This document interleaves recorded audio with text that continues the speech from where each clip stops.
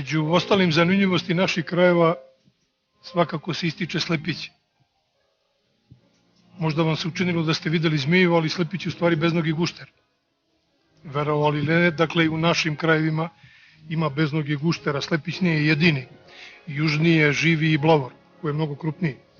Blavor može da raste i do gotovo 2 metra, slepić do ove otprilike veličine, oko 40 centimetara. Ovaj simpatični gmizavac inače živi dugo, zabeleženo je čak da može da živi 46 godina.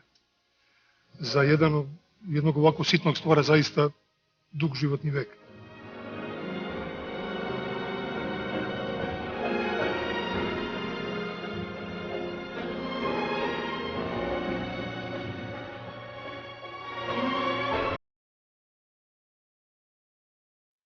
Da je slepić gušter može se dokazati po najmanje 2 karakteristike. Prvo, to su njegovi pomični očni kapci, koji potpuno zatvaraju oko, što zmije nemaju.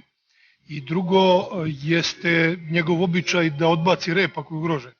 To čine jedino gušteri. Naravno, rep se posle regeneriše.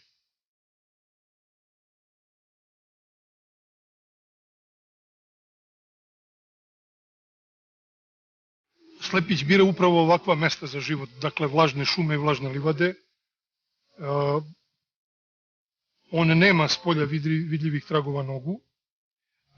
Kljušt mu je sva iste veličine, obično ovako svetlo smeđe boje.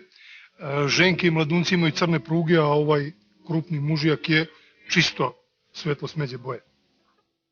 Hrani se puževima, gulaćima, kišnim glistama i sitnim insektima. U svakom slučaju u pitanju je jedna potpuno bezopasna životinja. Eventualno ako ga neoprezno uhvatite može svojim ždubićima da vas gricne. Još jedan kuriozitet vezan za slepića jeste činjenica da je on i živorodan.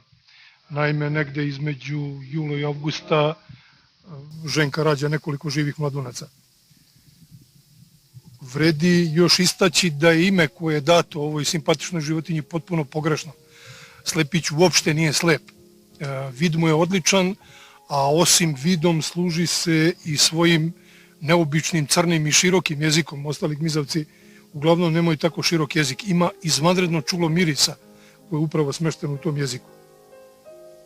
Kako god, setimo se da u našim krajevima žive i ovakve neobične životinje.